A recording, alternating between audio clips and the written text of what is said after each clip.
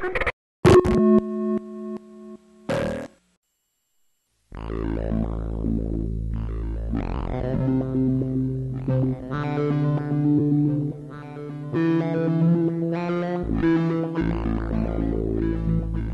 control the horizontal. We control the vertical. Peer into the infrared.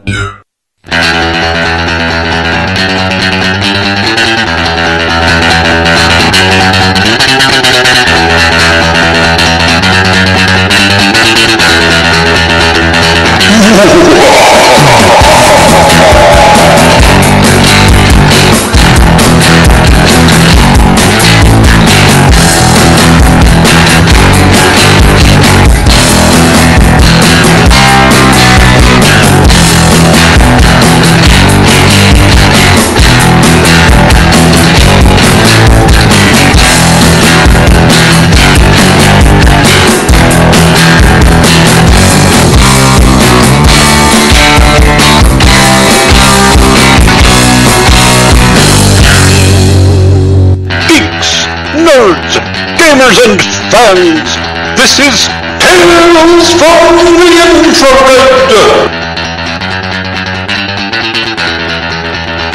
Join us as we dive into fandom and explore comics, gaming, sci-fi, and fantasy, all from a red pill perspective.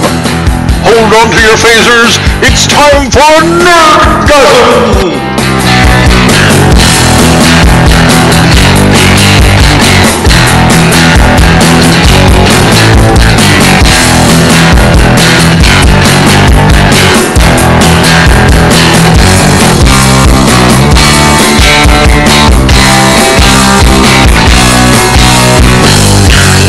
Featuring Rachel Edwards, Jim Kelvarn, James Huff, Dean Esme, and Christian Shearson. Hello everybody, welcome to Tales from the Infrared. I am your host Christian Chieso, and joining me as always, and he is back from a 2-week vacation, it is the fat neck-beard bastard himself, Dean Esme. How's it going, Dean? Hey Christian, you forgot to mention misogynist and apologist for all things evil and rapey. Yep, that's me, Dean Esme. Nice to hear you all. Well, I'm sorry, I'll keep that in mind for next time. Now, of course, joining me again is Jim Kelvarn. How's it going, Jim? It's going really good, Christian, but I'm wondering why the hell you're talking like a game show host. Because I'm trying to convey the message that gamers are just misogynist pricks. Fair enough. And, of course, joining us is Rachel Edwards, the honey badger. How's it going, Rachel? I'm fucking furious. How are you? I am great. And Nephinor of Frawl. How's it going, Nephinor? The fire rises. And, of course, running the back room, as always, it is the master of master of masters, James Huff. How's it going, James? Oh, it's going great, guys. Now, who lost? Who's going to be reading us through the topics? Dean lost the mud wrestling contest last night. It's on him. All right, Rachel was just too tough. She really was. Now, as tempted as I am to follow Christian's lead and talk like this, it's annoying, so I won't. What, Rachel? That mud was slippery. It was, and you're a good one, slippery. You are, in fact, slippery when wet, I noticed. But anyway... Turkish wrestling. We had a whole bunch... Okay, I'm going to go ahead and read the show notes, but I'm going to just note up front. We had a whole bunch of stories, as usual, mostly put together by Jim, as he usually does. Nephinor added a few things. And then, of course, overnight, we had a bunch of breaking news regarding our friend, our hero, our heroine, our damsel in distress, we got to call her The Perils of Pauline, The Perils of Anita. That's been going on too. So we're going to talk about that. But let's just go through the show notes that we had planned that are posted on our Voice for Men. The first story we're going to discuss is called An 8-Bit Conversation, Misogyny and Geek Culture at the WSU, which I believe is the signpost, which I believe is Washington State University. Another feminist has got her panties in a twist over so-called misogyny. She's talking about everything from Elliot Rodger to her being mistreated on a voice chat and Twitch. She says, as a human being, I have every right to do anything and everything that men do and should expect to be given the same respect. Our response, you are being treated with the same respect as any man. In fact, I get worse than you do on a daily basis, Buttercup. Anyway, welcome to equality, you dumbass. Next, comprehensively addressing the stupid, intellectually dishonest critique of Anita Sarkeesian. Well, that's what Cory Doctorow, of all people, a man I used to really admire and almost revere because he's, one of the founders of the Electronic Freedom Foundation and all that, has an incredibly stupid and ill-informed and obnoxious piece up on Boing Boing. He says that whenever the feminist games critic and survivor of countless outraged misogynist stalkers, Anita Sarkeesian's name is invoked, there follows a flood of men who want to explain that she brought it on herself, that she isn't a gamer, that she isn't a good critic, and assorted related rubbish. I'm still quoting the once esteemed Mr. Doctorow. Indeed, he goes on, if you mention that Sarkeesian's critics haven't got two coherent arguments to rub together and are obviously motivated by sexism and denial that their favorite pastime is riddled with casual violence and sexual violence against women, oh God, the stupid, it burns. You too are accused of being part of the Sarkeesian cabal, or a dupe of her feminine wiles, or of white knighting, which is misogynist creep code for men who doesn't believe women are inferior and justly subjugated by men. Oh, Cory. Someone is white knighting for our favorite pop culture icon. This week, somebody has the guts to say there are no real good critiques of Sarkeesian's arguments. That would be Cory Doctorow. If that's the case, I don't think they listen to this show or really look at anything else, because there's plenty of perfectly rational critique of Sarkeesian. Cory Doctorow, we got a few words for you, sir, but you are an intellectual coward and lightweight and bully, using your platform on Boing Boing that way. Anyway, Gamergate, which I suspect is going to take up most of the show. And by the way, if you're a Gamergate person and you're new to us, welcome. We hope you'll stick around. We're not as evil as the things you've heard before. Anyway, Forbes had a really good piece called Gamergate: A Closer Look at the Controversy Sweeping Video Games. The story says it all started with a blog post. Jilted ex-boyfriend Eron Gioni, I hope I said that right, wrote a long treatise on the alleged infidelity of his ex-girlfriend, video game developer Zoe Quinn. Members of the video game industry and press were implicated. This led to an initial outcry over corruption in the video game press. Sex for Positive coverage was the spark that fueled what has now become a huge gamer backlash against the video game press under the hashtag Gamergate. While the initial concerns were quickly proven to be all smoke and no fire, the revelations led to further questions by many gamers, and so the Gamergate movement was born. Forbes is basically looking into the current malign treatment by the gaming press of the people who pay their finances. While this article takes an interesting look at the overall battle being waged, it does miss a few major points, which we'll be talking about. We can't even trust Forbes to get things right anymore, unfortunately. I used to really think a lot about that publication. Anyway, and then of course we have Slate. Another amazingly interesting article says it's entitled Gaming Journalism is Over. And this article takes potshots at the current crop of gaming journalists. Finally, somebody in the mainstream press, if you call Slate mainstream, has the guts to do that. Because this article goes after those who seem to think that gamers are dead. It takes a hard look at what's been happening with the current Gamergate, the current battle between gamers and gaming press, and points out that gamers just keep playing games. This, of course, is upsetting to the gaming press, and they feel worthless. To quote the article, the audience is dying only in that it is leaving them, a process that journalists have evidently decided to accelerate. Game journalists are rage-quitting their own meal ticket, and that's the truth. Also, Zoe Quinn and the orchestrated campaign of harassment from some so-called gamers. The Independent has a piece of. A new voice enters the fray to add the number of white knights that believe Anita Sarkeesian has something useful to say about gaming. This meandering piece of dribble is even going so far as to say, the sexists you see are revolting. A few brave souls dare point out the structural issues in their beloved art form, and a spontaneous witch hunt is broken out. Most prominently, Anita Sarkeesian, a theorist. Most prominently, Anita Sarkeesian, a theorist who has been making a measured, scholarly attempt. I can't go on.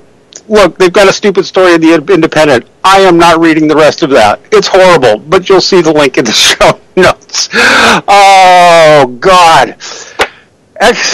In other news, which we may not even get to because of breaking news this morning, Xbox sales are faltering badly. Microsoft appears to be getting desperate on that score.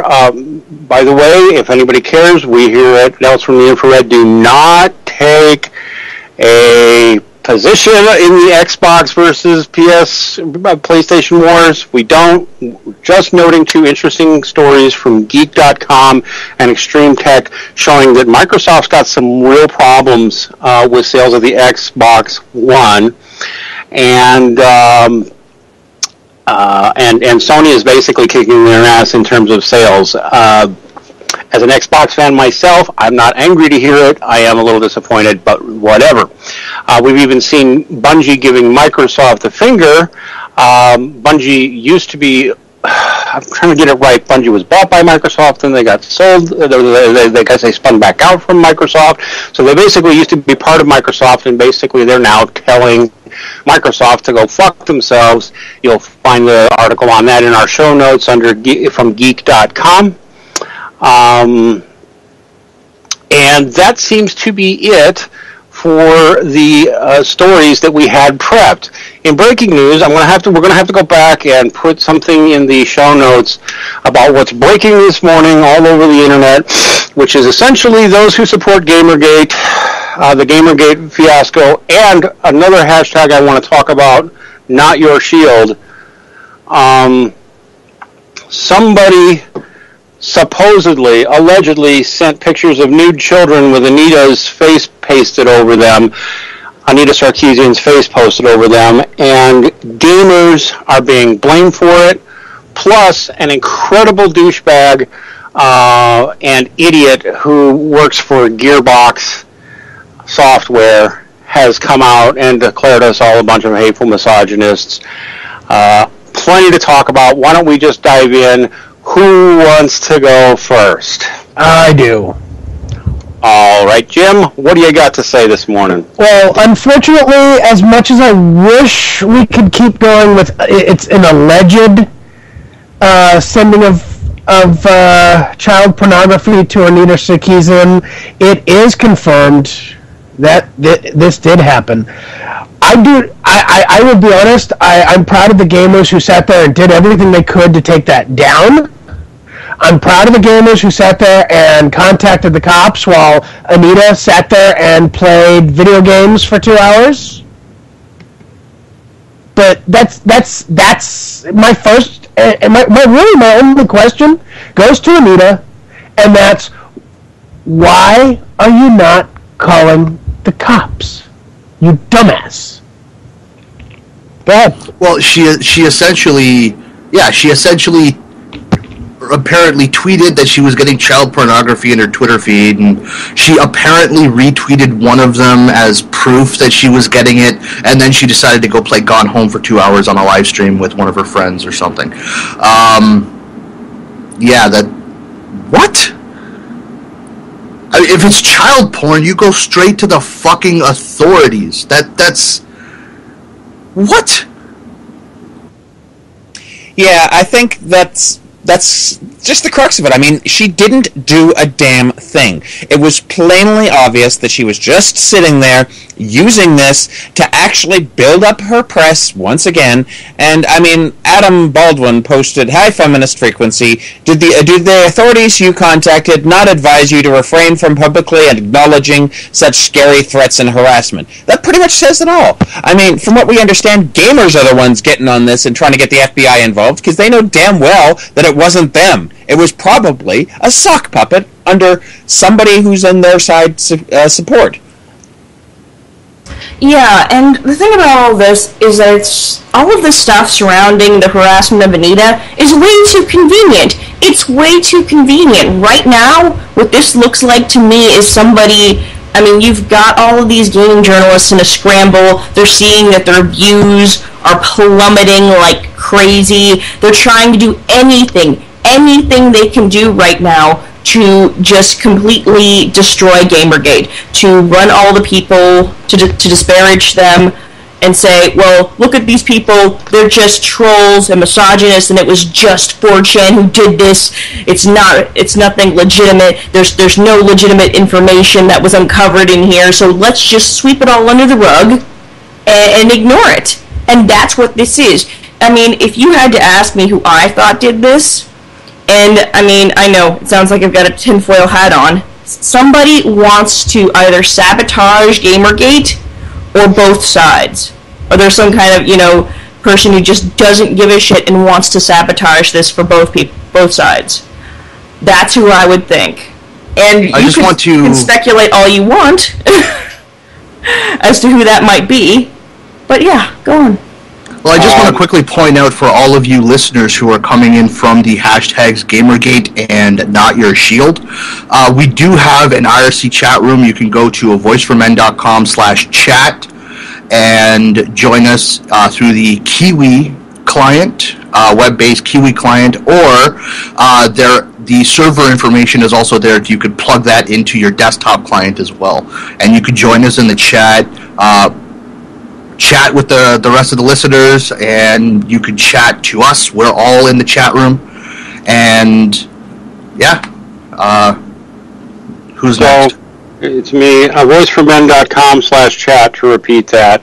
Now, what I want to say is that if it's true that what Sarkeesian was sent qualifies as child porn, then in point of fact, by not going instantly to the authorities, she's committing a crime. And by retweeting it, she also committed a crime. I know a little bit about the laws in this area, and I'm telling you right now, just being in possession of child porn is a crime, a felony, federal crime. Retweeting it is redistributing it. So, in fact, Anita Sarkeesian has arguably committed two crimes here. If she didn't immediately, and I mean immediately, pick up the phone, call the local police and say, look what I got. Or call the FBI, either or, and file an immediate report. And by retweeting it, she is now a child porn distributor. And I'm not kidding. That's what she is, if that's what happens. So regardless of where this shit came from, she is using, and this is where the Not Your Shield people come in. Because let me tell you something, Not Your Shield is my favorite new hashtag, even over and above Gamergate, because it's full of women, minorities, and people who have been victims of sexual and other forms of abuse, like myself. This horrible excuse for a human being, this documented liar, Anita Sarkeesian, this fraud, this con artist, one way or the other, whether she sock puppeted and sent these child porn images to herself, or had one of her friends do it, or some weird, horrible human being who just doesn't like her sent this child porn to her. Fuck you! You're using children as your shield to get away, abuse children as a way to get out of the fact that you're a documented liar. Those kids are not your shield, you bitch! Thank you. That's all I have. Hey, Dean, can you tell us how you really feel? She's a fucking lying bitch who's now using abused children to shield herself from criticism. And fuck not just her, but everybody, including you, Cory Doctorow, you massive disappointment to freedom and free discourse and everything you claim to stand for at the Electronic Freedom Foundation. Fuck you. We, who are victims of things like this, are not your shield. Fuck you. Now, I'm going to shut up now, or I'm going to start screaming even louder. Okay, hold on, Rachel. Dean jumped over me. Here's the thing that I've been seeing, and I've been following Sarkeesian basically from the beginning. It has been pointed out that she is not a gamer. If you check out the game, what is it, Going Home, I think it is? It is not... It is not anything the market wants to play for the most part. This is not going to... Her type of game does not make money. And sadly, any business is about profit first. So if it's not going to make money, they're not going to put it out. I would not be surprised to see the amount of money that this Going Home has not made. I would bet money that it probably lost money in its development. Going even further than that, it's been pointed out, and there is conjecture that she created the threat narrative originally to garner $160,000. She has used a PR firm to help create a business for creating social justice warriors, a social justice warrior retreat. She has garnered many speaking engagements where all she's basically done is sat there and said, I'm a victim. I can't take, I have to deal with all this abuse. She wants equality. Guess what? She's getting equality. She's getting abused like everybody else. Welcome to equality, Anita. Deal with it. Stop abusing other people, especially children. I mean, I'm not going to get as violent, as angry as Dean, but I'm going to say the fact that, yes, with your past history, it calls into question the legitimacy of this being an actual attack. No, I stand firmly behind. I think this is her or her friends trying to demonize Gamergate and trying to drum up more support for Sarkeesian.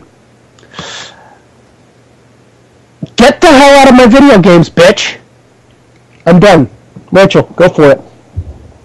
So the thing that pisses me off in all this is right now, I think it was in that Examiner article, and several other people are saying this now, that all of the people, all of the women, and all of the minorities who are under Not Your Shield or who are behind Gamergate, that those people are really just cis white men posing as women and minorities to sit there and try and silence what we have to say. I mean, what the fuck? Really? That's the whole point of Not Your Shield, saying, listen, I don't fit this mold, this narrative that you're trying to fucking spin, okay? And here they are, just saying, oh yeah, you're just a dude. You're actually just a dude. You're a white dude, and you don't care about all of these people. And if you disagree with us, well, you're a misogynist, you're a sexist, you don't like trans people, you don't support gay rights or anything like that, and you're just trying to push women out of gaming. Fuck you. Really, seriously, from the bottom of my heart, fuck you. And I've really tried to really be civil throughout this entire discussion since Gamergate began, because I felt that what we needed to do in all this was to be civil, and I still think we need to be civil. But this is just dirty. This is low, even for them. Okay? This is a new low. If this is really something that is happening like I think it is, where they are trying to boost up these people and continue their role as professional victims, if they're doing this, and they're using children, exploited children, to do that, I don't know what to say about that. I really don't. Except that it is a new low. It's lower than I ever thought them capable of going. And go on. Someone else take this from me. Okay. I'm going to calmly repeat myself. If you receive child porn on the internet under any circumstances in the United States, you are committing a crime. If you do not immediately report that to the police, you are committing a crime. It's a felony to even have that shit. And by hitting retweet, you are guilty of distributing child porn. So under any interpretation of what has happened here, Anita Sarkeesian should be charged, or at least be making some very serious explanations and apologies to the authorities and anybody who's ever been a victim of child porn or childhood sexual abuse. She has made herself a thug. And again, I'm going to repeat it one more time because it needs to be out there in the water. She has committed a crime. It doesn't matter whether she made these images and sent them to herself, or one of her friends did just so she could damsel some more, or if some horrible person that doesn't like her went way over the line and made these and sent them to her because they hate her. It still doesn't matter. Anita Sarkeesian, if you haven't already gone to the authorities, you're a criminal, and you're going to have to explain to the authorities why you redistributed those child porn images. Everybody needs to be aware of this. What she's engaged in here is criminal behavior. Go on. Anybody else? Okay, now, she's obviously done this, but, okay, I'm going to play a little bit of devil's advocate here. She's been accused constantly of not having proof of anything. So this is the first time she's actually ever put proof out. The fact that she did this tells me that it probably was something on her side, because no way in hell would she have done it if it was real. In that case, if it was a real person being a real asshole and going after her, she would have contacted the authorities, I'm sure, because at that point she would have had actual evidence, actual proof that something was going on, that there was there was an attack on her, there was this. If it was real, absolutely she would have gone to the cops. But the fact that she didn't, the fact that she tweeted it out, tells me that it was a coordinated effort by someone in her camp trying to create this narrative. And all that tells me is that she and her crowd are getting absolutely desperate. They are running out of ideas because they are being backed into a corner, and they have no other option other than to go to the one thing that everybody hates. And that shows me that they are beyond desperate. Lefnor, I to a certain point I will agree with you, but here's the thing, and this kind of plays off what Dean said, and Rachel reminded me of it earlier. This is when girls and boys take sexting pictures at the age of 15, they get charged with child distribution of child pornography in the U.S. So, I mean, she's still exploiting people. Whoever did this is still exploiting people, number one. And the fact that she redistributed it, it's still a crime. And honestly, hey, you know what? Somebody who's listening, call the cops on her, please. Put her in jail. Let her deal with the consequences of her actions. In fact, I think I may just do that myself today when this show is over. Well, the thing... Oh, sorry, I didn't put my name in. But, does anybody have dibs? Basically, nope. Yeah, that's the thing. You know, they charge 15-year-olds with this, something that goes on their record for life, for something less, for just distributing pictures, sending pictures to each other of themselves, okay? and they put that on their record for life. These are actual pictures of children, okay? So it doesn't matter if you feel that is a violation, that isn't distribution of child pornography.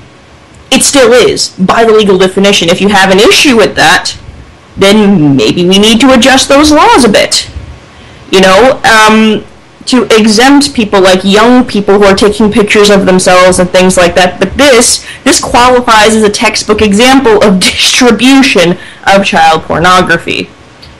In not reporting that, she's possibly enabling. We don't know who these kids are. We don't know where this came from, okay? And it's just really disgusting that it took 4chan reporting this to the FBI. And people are saying, well, oh my gosh, 4chan, this is a 4chan scheme, guys. We need to ignore all of this information, all the things that we found out about places like Silver String Media and how they're all involved in all this, that we need to sweep all that stuff under the rug because 4chan was involved. Well, guess who else was involved? Reddit, Tumblr, Facebook, Twitter, all those people, all those different places were involved. 100%. We know that. We've seen the Tumblr posts. We've seen the Reddit posts. This is really flipping huge, okay? And to sit there and ignore what's happening just because one person tweeted something really, really bad to Anita is just ridiculous. It doesn't make all that information that we've come to know now disappear. It doesn't make this all go away, what they're saying about gamers overall. Okay? We don't know who this person was. It's a big clusterfuck right now. And the fact that 4chan was willing to sit there and do what Anita could not, or would not, what does that say to these people? What does that say to you? They care. They're like, listen, we didn't do this. Okay? We really do care about journalistic integrity. And I'm still going to say that the people of Gamergate do care about journalistic integrity, and that is what this conversation should be about. All this other stuff, this is a distraction from that conversation. They're doing everything that they can right now to tear down our arguments with this. Don't let them. Do not let them. Okay, I got a couple of things. First off, Rachel, it's worked so far for the feminists to distract people from what's really going on and say, oh, but misogyny. It's worked. It's worked. You see it in politics. You see it with feminists. You see it all the time. You see it with the social justice warriors. You see it all the time. Sit there and distract people from the actual issues, and then put another label on it so that you can upset more people about it. Great, wonderful. I've seen it a few billion times. It sickens me every time I see it. Because if we don't actually talk about what's going on, things will never get better. And these people don't want things to get better. They want to remain in power. Period. Another thing, this whole Gamergate, it started over,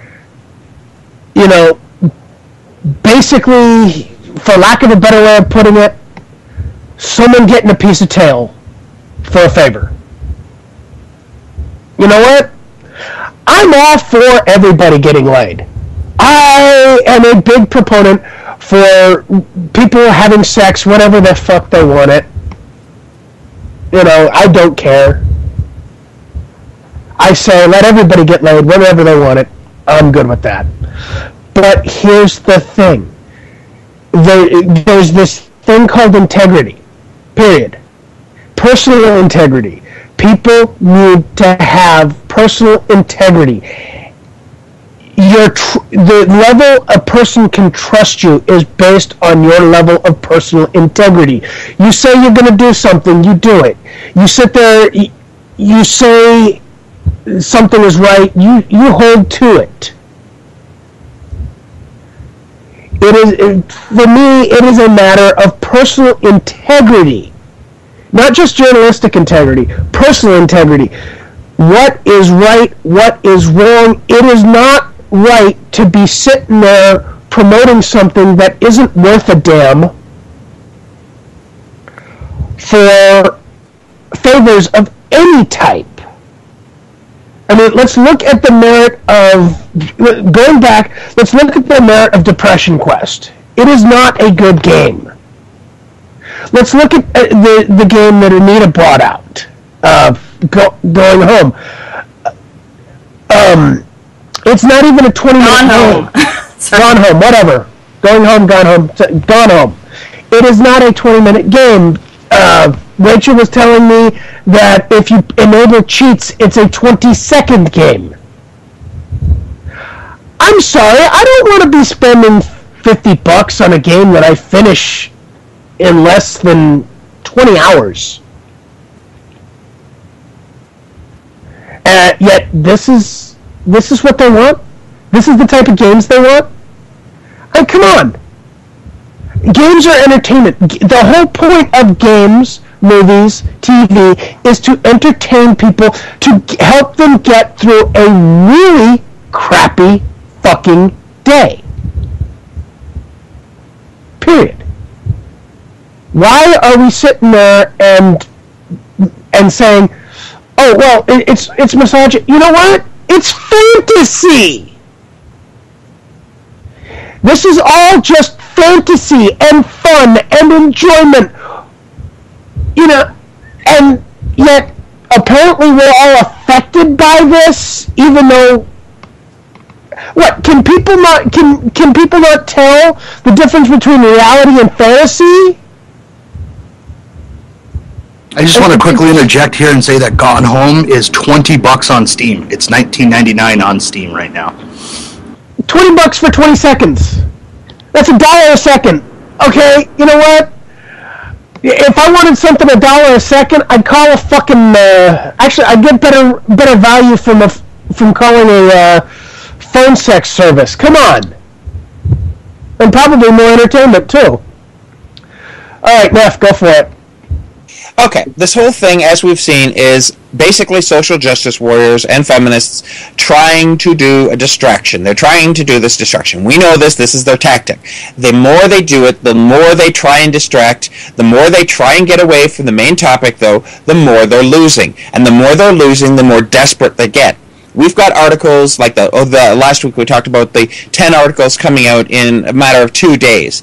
And now they've got this one, and they're going to latch onto this. They've already started. Examiner.com, not The Examiner, the Examiner.com, has already started a hit piece on Gamergate about this very topic. And it's ridiculous. They can't realize that they are losing, and they are trying desperately to hold on to what they've got, and it's slipping from their fingers. And the more it does, the crazier their shit gets. They've stooped to new levels with this, and now they're getting called out on it. The fact that we've got the FBI now involved, and they're going to find this person.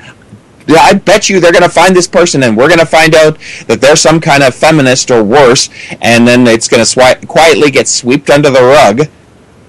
But this is just a load of bullshit.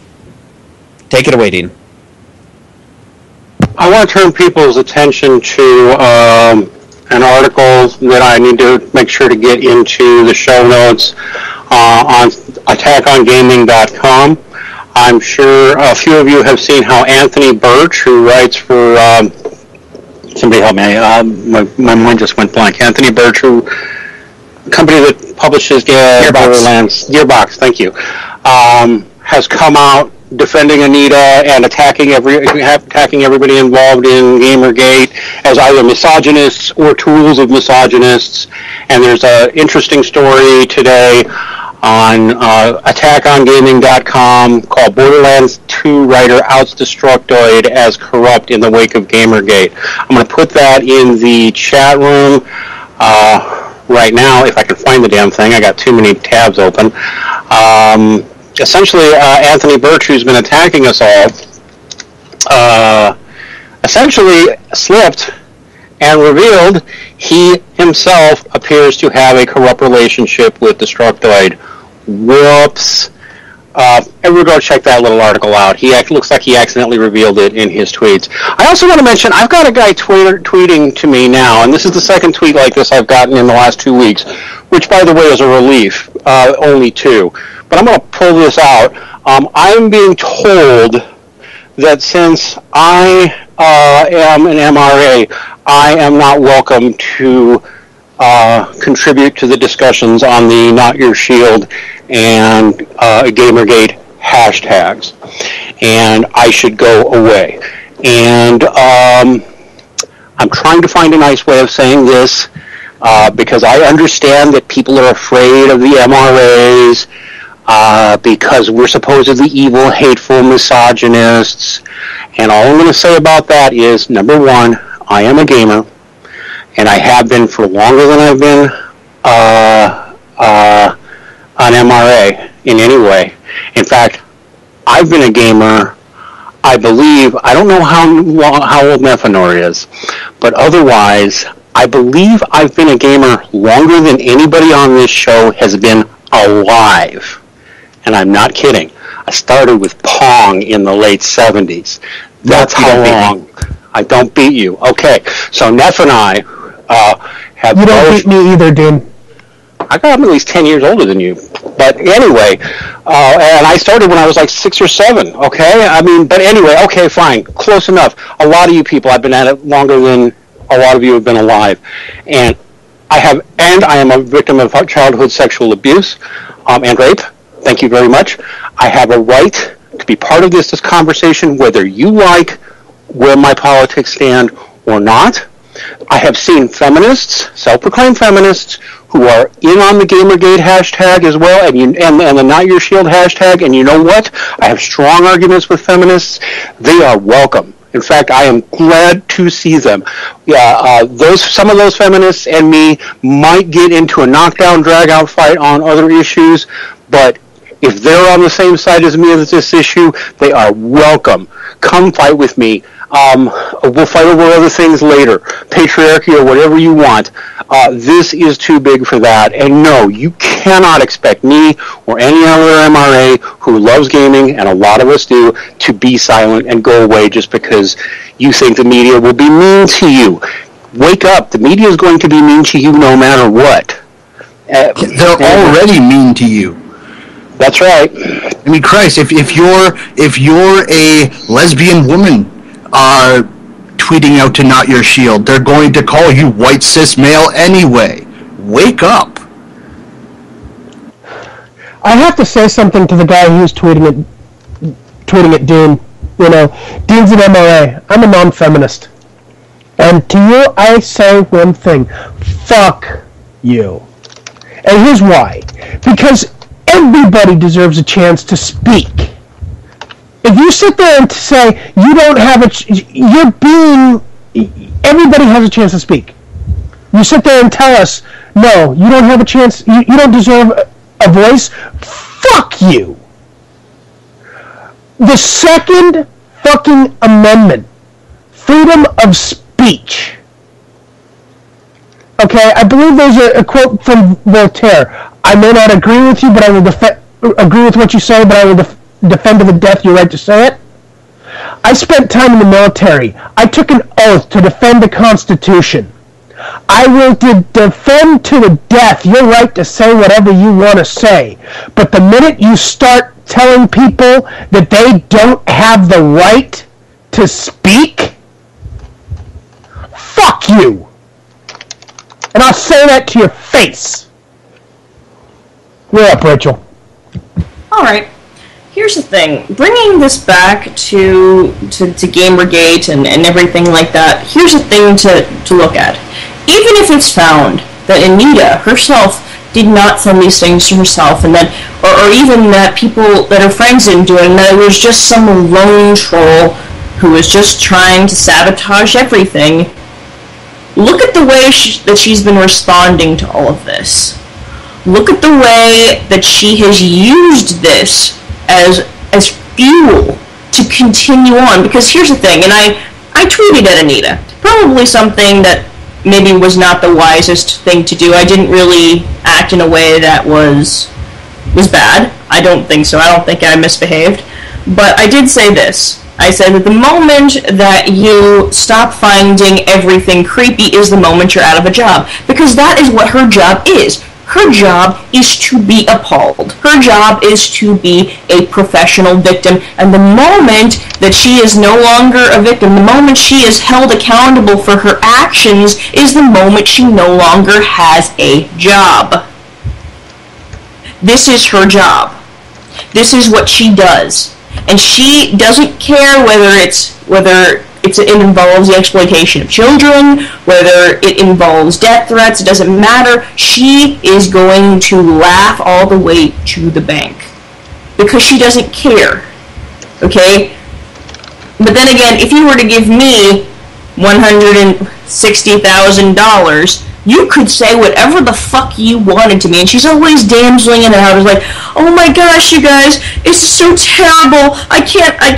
I mean, it's just so terrible. I can't even begin to tell you how terrible it is to receive these death threats and all of these terrible things all the time. I'm like, listen, this is your job. You chose that job knowing that people were going to say fucked up things to you, that you were going to receive all this stuff. If you are an activist, this is what happens to you on a regular basis. There are people among our crowd who have received death threats. There are people among us that get called every name under the sun. They receive tons of hate mail. And do they sit there and say, here, donate to my Patreon? Right after saying, oh my gosh, poor pitiful me. Do they do that? No, they don't. Think about all the women in Gamergate who have sat there and defended Gamergate, who have received harassment and terrible tweets and possibly even death threats. Think about all of those people. Okay? They matter. But they don't damsel it up for cash. And that is the character of Anita Sarkeesian. That is why people are so consistently frustrated. I mean, it's one of many reasons, but they're so frustrated because this is her character. She is exploiting people, and it has no end. It has no end. And it needs to end. And the conversation needs to not be about her, but it's going to be hard to contain this now once they've brought child pornography into the picture, and they know that. They know that this is going to blow up, and it's going to be in the limelight for a while, and there's not much we can really do at this point but to continue to talk about what we do know. And I think we should probably even do that. We should probably move to specific topics and try to keep on topic about all this.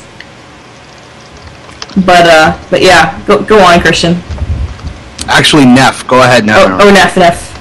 Yeah, this whole thing, we all saw it start. It started with Zoe. Zoe started getting attention, Gamergate started, and then Anita tried to come in and go, oh, I'm getting harassed, I have to run for my house. And then Gamergate blew up even more, and Not Your Shield started, and now Anita's going, oh, I'm getting child pornography. Gee, Anita, are you getting a little desperate for attention anymore? That's it. I just wanted to, I guess, expand on what Dean was saying. Listen, I'm Native, okay? I am not a white male. I'm Native. And I don't want anybody telling me that I can't use the Not Your Shield hashtag. Listen, I really don't care if you're a feminist, okay? I'm an MHRA, I'm an anti-feminist, but first and foremost, I'm a humanist. I am a human rights advocate, first and foremost and above all else. And I really don't care if you're a feminist using Not Your Shield, okay? There's already way too much of this shots fired vitriol from both sides. And we need open discussion, and this is something we can band together on. This is something we can be on the same side of. And we don't need people who are going to continue to segregate everybody under all these different labels. Labels don't matter. The issues matter. And where we stand on those issues is what matters. We stand on the same side of this issue. So don't tell me to go away. Okay, I'm not telling you to go away just because you're a feminist. We stand together on this issue. We're on the same side. Absolutely. That's one of the wonderful things, the most beautiful thing that's happened out of all this. We have people from every part of the political spectrum. We have people on both sides of the debate about, social justice. We have social justice folks involved. We have MRAs involved. We have people in the middle involved. This is not a partisan issue. This is not an anti-feminist issue. This is a gaming issue, and that's the thing. That's the one thing about gaming. It is a great equalizer because it doesn't matter who you are or where you come from. Can you play? Do you like games? And that's the wonderful thing about all of this, because these folks, these social justice warriors who found their way in gaming journalism have been trying so hard to take away from gaming. They're trying to sit there and project all of these things onto gaming that simply do not exist. Are there, of course, topics that are explored, like gender and politics and all that stuff explored in games? Yes, they are. But that's not what they're talking about. That's not the thing. That's not the arguments that they are making about video games. They're saying instead that everybody, all gamers, the developers, the people on every part, from beginning to end, are misogynists, are bigots, are racists that don't want diversity within the gaming community. And it's just ridiculous. And people are standing up and saying, no, you're wrong. There is diversity here. There are a bunch of different people that just want to play games. We don't want to sit there and talk politics. We don't want to sit there and talk about all this stuff. And sure, you can explore those themes in a game, but don't sit there and try and push an agenda, because this is not an agenda-driven thing. This is something fluid. It's an art form, and you can say whatever you want in those games, and if people like them... I think it's high time we just come out and say it. Politics should be fucking kept out of gaming. It's an entertainment medium. It is entertainment. It's not a platform for pushing political ideas. Yeah, absolutely. And I 100% agree. I mean, you can sit there and explore those things and let people make up their own minds at the end of a game.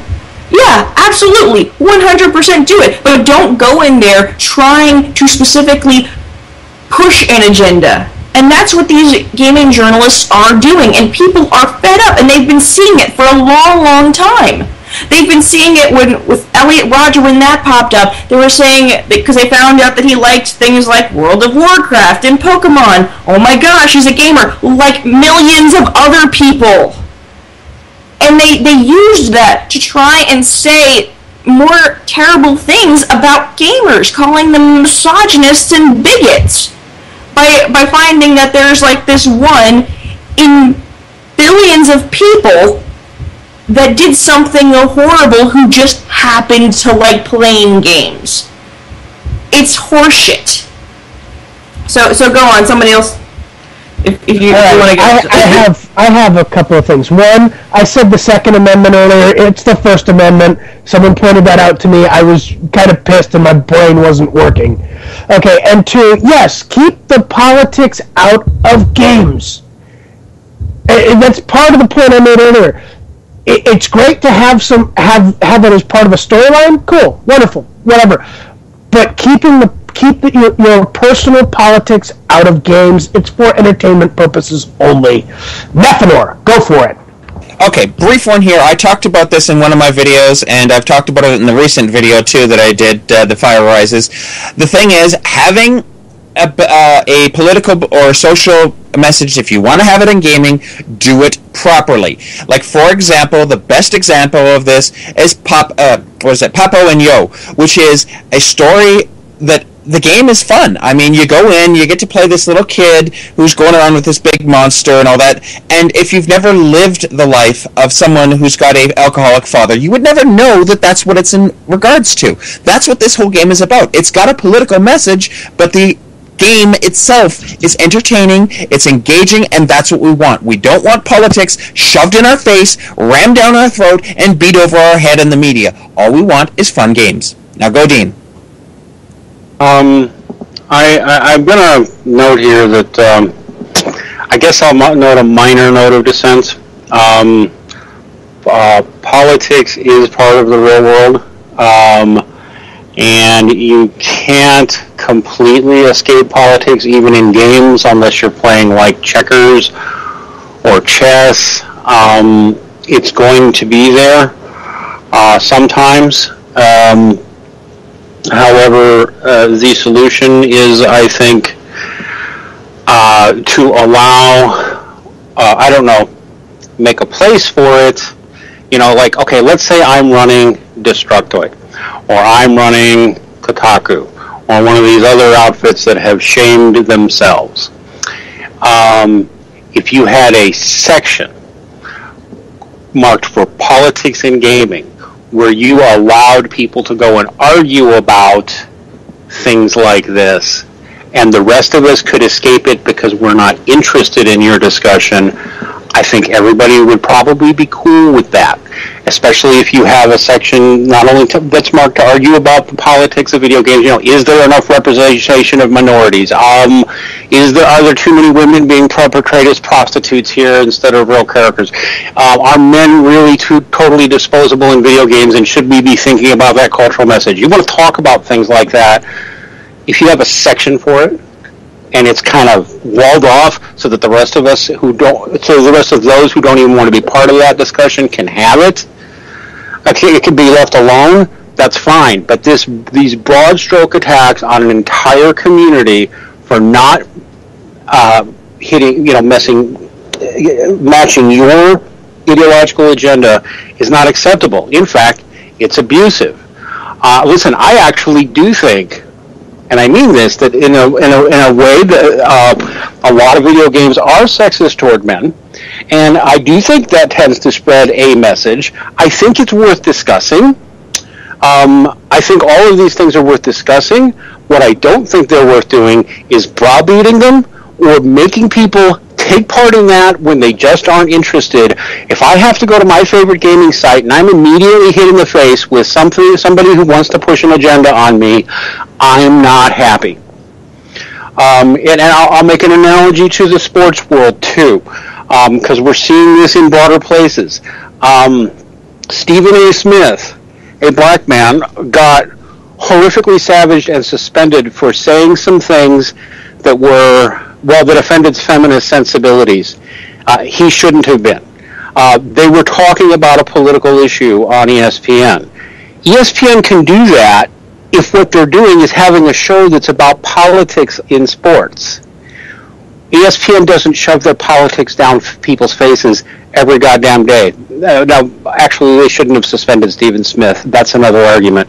But the point is, even something like, a TV station where they talk about football and baseball and basketball and all that, they have some shows that are devoted to talking about some political issues in sports. Okay. This shoving of one ruthless agenda down everybody's throats, that's what's really offensive. That's what I think. Somebody else saw it. Yeah, I'm going to have to throw in with Dean on this one. If you want to have discussions about it, that's fine. Go for it. But it shouldn't be every fucking article. It shouldn't be every single thing. It shouldn't be forced upon people. I myself just want to play my games. I just want to have fun. I want to enjoy myself. That's why I play games. That's why most of the people I know play games, is to enjoy themselves.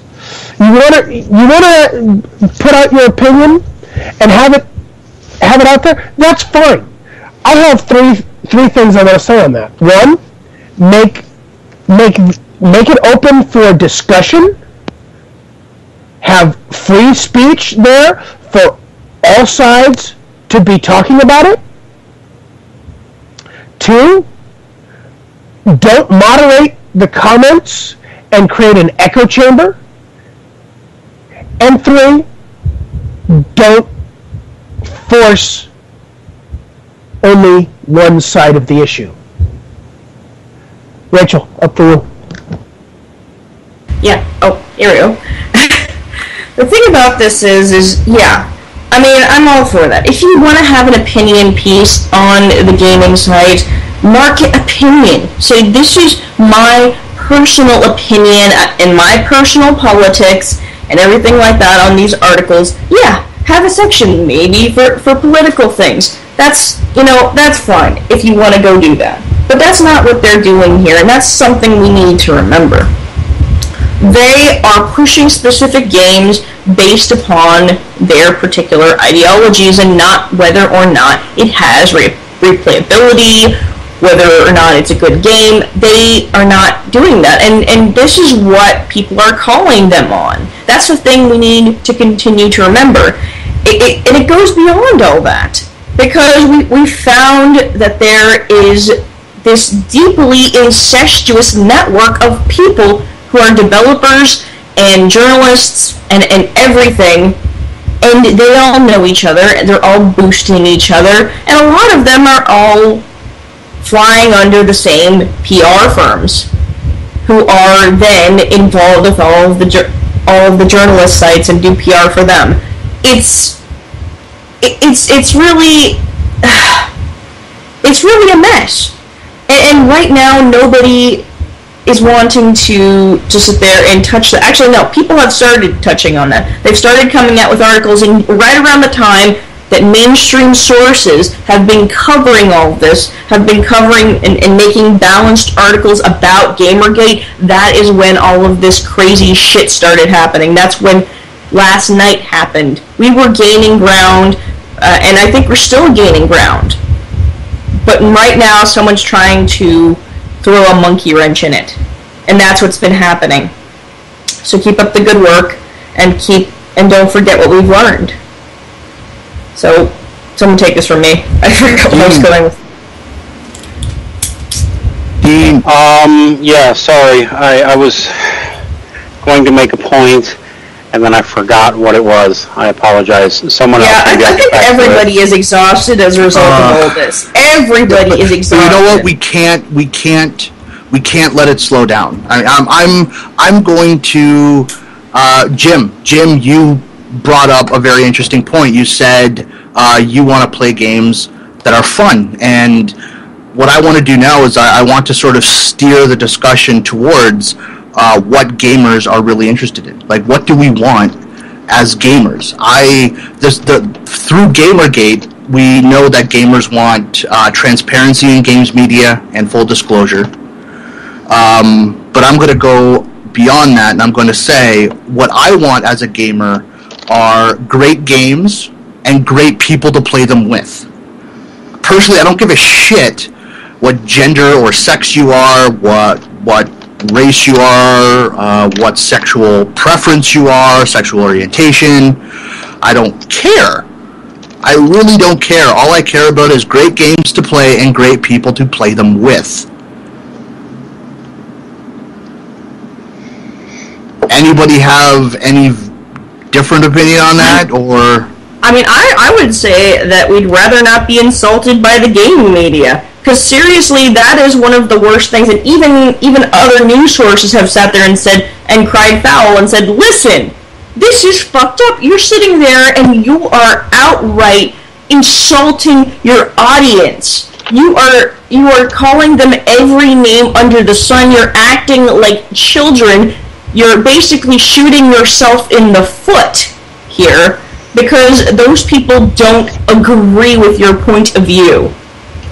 I mean, yeah, and I think that we also would like to play, games that are fun and entertaining. Absolutely, 100%. But I think, there needs to be that shift. We need to have gaming journalists who don't talk about gamers like they're the scum of the earth.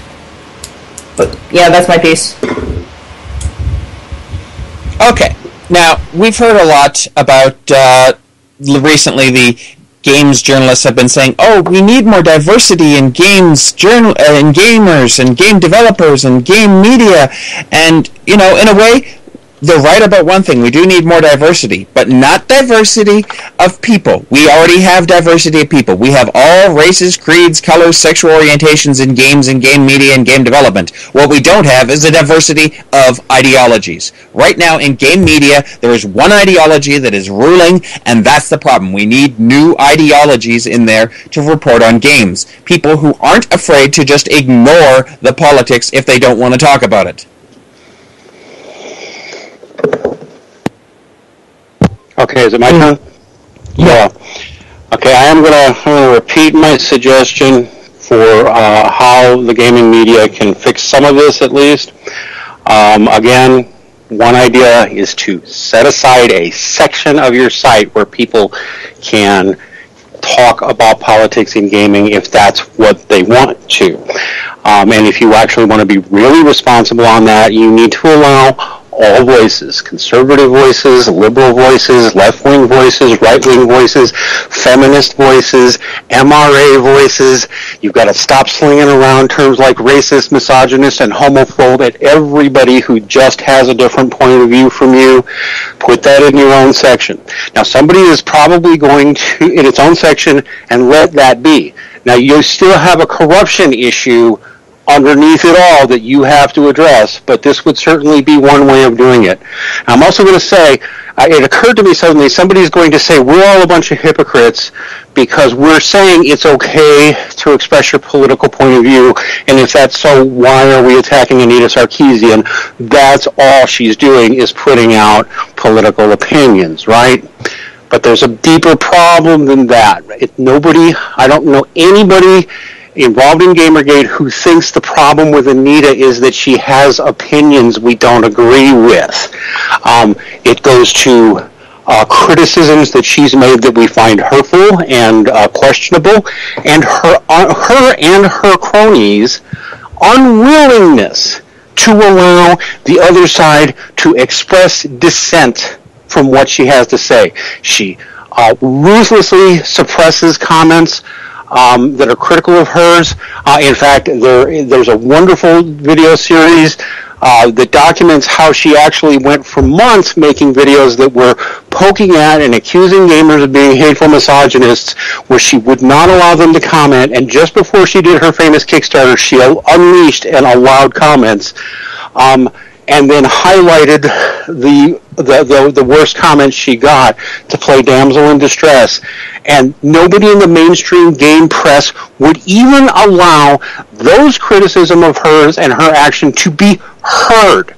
Just like we're seeing now on major gaming and discussion sites, people even trying to talk about this, hundreds, even thousands of comments being deleted, and blanket assertions that discussion of these matters of either the Zoe Queen affair or problems with Anita Sarkeesian are not allowed. They are acting to suppress dissent. And that's the real problem. It's not even that I disagree strongly with Anita, although I do. She should be free to say anything she wants to. I'm a First Amendment absolutist. If somebody were legitimately trying to shut Anita down and stop her from speaking, I would defend to the death her right to keep doing what she's doing. At the same time, she needs to be subjected to criticism, and the gaming press and the mainstream press has gullibly not just swallowed everything she said and has demonized anybody who has any real criticism of her. And it's got to stop. That's what I have to say. Well, Okay, getting back to what Christian brought up, the games people like to play. From what I've seen, talking to hundreds of gamers over the years, they like the games that allow them to do the things they normally can't. A lot of people like the fantasy games in one way or another. Halo's always been a great franchise because, Master Chief, and you're a one-man army taking on aliens that you'll never see. Mass Effect, wonderful story arc up until the very end. Not going there, but wonderful story arc with amazing characters that you actually care about through the course of the story. These are the things people like playing, and they like playing them with other people who are pretty damn cool and enjoy playing the games. That's what people want. If it's a good story, if it's got good graphics, if it tells something compelling that people enjoy and want to continue playing, these are the games that keep coming back. I mean, it's not that hard if you look. Compelling stories. People doing the things that you'd never be able to do in real life. I mean, you can't be Batman as much as people would love to be. You can't be Batman, but it's fun to play Batman. I mean, come on. This is what gaming is. Go for it. Well, I mean, about a week ago I tweeted out something to the effect of gaming is about the player being able to do fantastical things they can't do in reality. And I'm going to bring up Jack Thompson, but first I'm going to say, listen, I'll support any research you want to do into the question of whether or not video games cause sexism. Go right ahead. I'll support it if you want to do real research. I don't just mean do a fucking video series where you spout your opinion. I mean real research. Because there was real research done in the wake of Jack Thompson and his claims that games or violent video games cause real-world violence. And you know what all that research found? All those studies found? They found that Jack Thompson was a fucking moron. They actually found the exact opposite. Generally, in most cases, violent video games, or kids who play violent video games, tend to be more passive in their real lives. So I'm willing to bet if you do any real research into it, you will actually find that gaming causes less sexism. Anyway, somebody else take it. Okay, first off, I'm going to slightly dissent from Christian there, but just first to explain, Jack Thompson was a guy, I don't even know if he's still active, but who said a lot of very questionable things about, he was leading a crusade against video games saying they caused violence. He got death threats. He got treated as bad or worse than Anita, but nobody white-knighted for him. But a mild notice of dissent for Christian. There have been studies that show that really young children, and I'm talking about between like ages of 4 and 10 or 11, do have a tendency to get violent, to get energetic, and to start trying to act out the things they're doing in video games. So you mean at around the age where their brains and their personality centers of their brains are still developing? Yes, and studies have shown this, but let me get it all out before anybody overreacts. They do tend to love to act that stuff out, and sometimes act out the violence, even up to and including hitting their siblings or playmates as they're trying to emulate the karate games or whatever.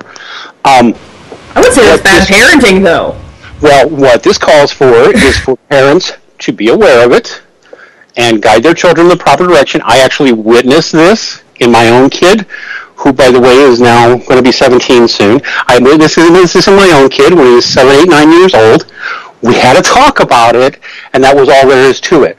No study has ever established that the violence, children aping violent behavior in video games goes beyond that.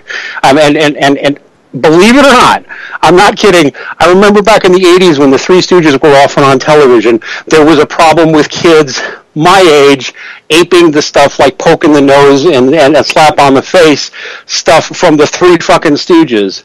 And guess what? That did not create a generation of people who go around gouging each other's eyes and slapping each other and hitting each other on the head with mallets.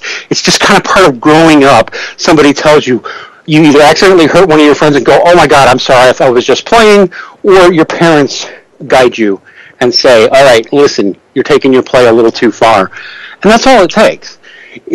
So I don't know why I brought all that up except to acknowledge, all right, yes, there's an influence on behavior. But actually, anybody who looks at it knows the Christian ultimately is right. There is zero evidence that video games lead to a more violent society. In fact, violence in our society has been going down steadily for 30 years as video games have risen. So,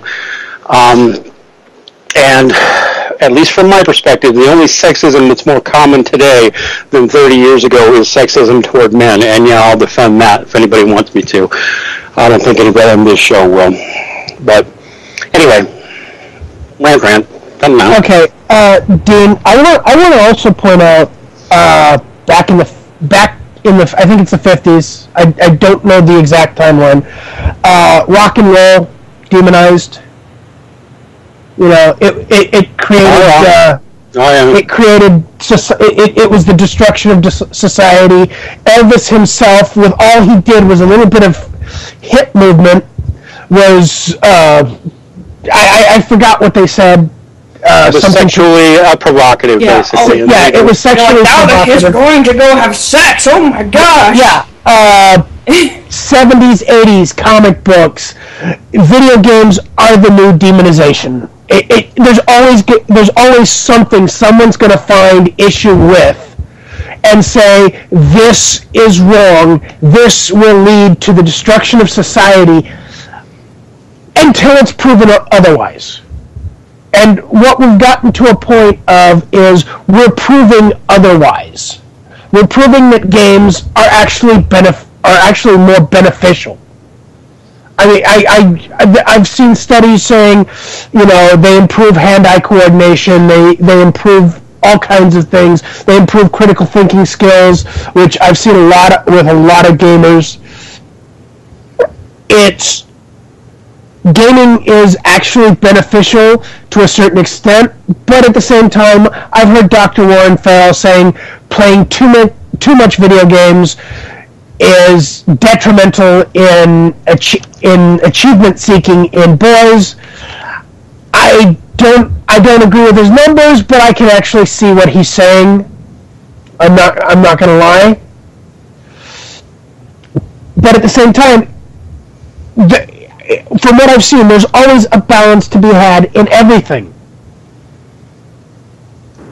I'm just going to have to step in here really, really quickly, and I'm going to say, yeah, I mean, throughout recent history, society has, generally speaking, society has pointed to stuff and said that's going to be the downfall of society. The Beatles were considered to be the downfall of society. Creedence Clearwater Revival was considered to be the downfall of society. Elvis Presley was considered to be the downfall of society. AC/DC, Aerosmith, Metallica, they've all been seen as the downfall of society.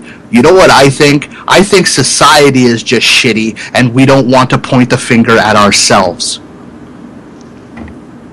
Absolutely. In fact, that's the other thing. I keep going on to start with the early games, and I'm talking even pre-video games. They were doing the same damn thing against D&D. They were saying D&D causes kids to commit suicide. But it doesn't. It promotes kids to be together, to work together. And that's another thing that the studies have shown about gaming. Games like World of Warcraft, where you get up to 40 people in a giant raid working together for a common goal, promotes teamwork. And they've shown that the people who are in charge of these raids tend to have better leadership capabilities. They have better ability to organize and manage things. And that's the thing. They're teaching us life skills in ways that we don't really understand, that or at least, pardon me, the mainstream media doesn't understand, and that's the problem. They don't understand how this goes, and so they're trying to demonize it, not understanding exactly what it was going to do. But now we're seeing the results. We're seeing people who have these extra skills because of video games, and now we're getting into this whole thing where people are attacking it, and we're going, excuse me? What the fuck are you saying? You have no fucking clue what the hell you're talking about, and they're attacking us for no bloody good reason. Take it away. Yeah. Okay. Well, I thought. Oh wait. Did you? Go ahead, Rachel. Go ahead, Rachel. Go. Oh, okay. Sorry. But yeah. And here's the thing. Gaming is just right now. It's the scapegoat. It's the convenient scapegoat of the moment because they like to switch around. It depends.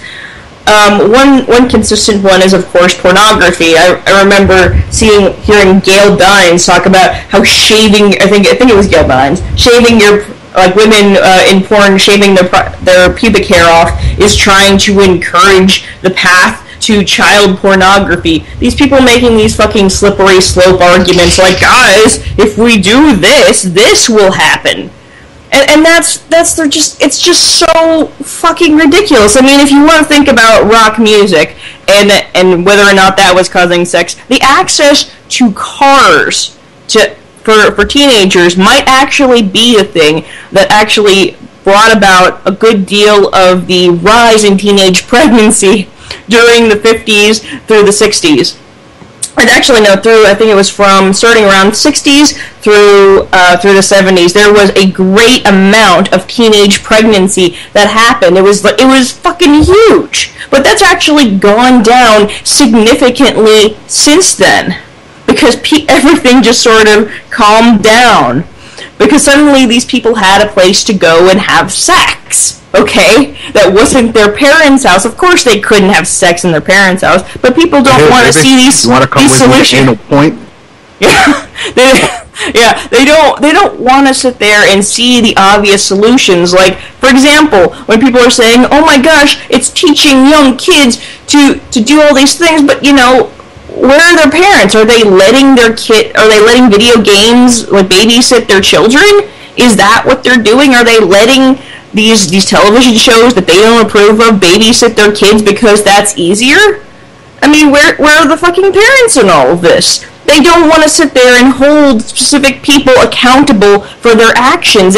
And even if you do choose to emulate things in a video game, it's not because the video game did it. It's because they're showing you aspects of real life, things that real people do to others in other countries. And that's the thing. We're sitting there saying, oh my gosh, they're going to cause school shootings. Think about the terrible things that happen in third world countries or warring countries on a regular basis. People who don't even have regular access to video games, who are committing genocide, who are killing people, who are putting guns into the hands of children, real guns, not fake ones. And they are killing people.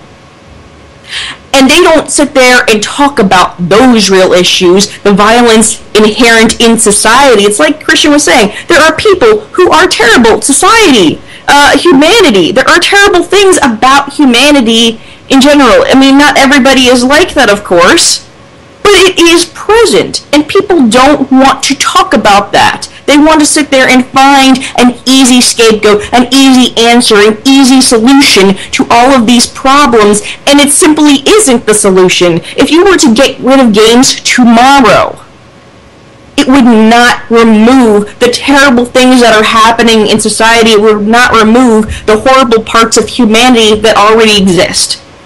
And it isn't games that are making people assholes. It isn't games that are making people misogynists or sexists or any of those things. It's people. It's human nature that is doing this. It's people's specific choices to do these things. That's all I'm going to say.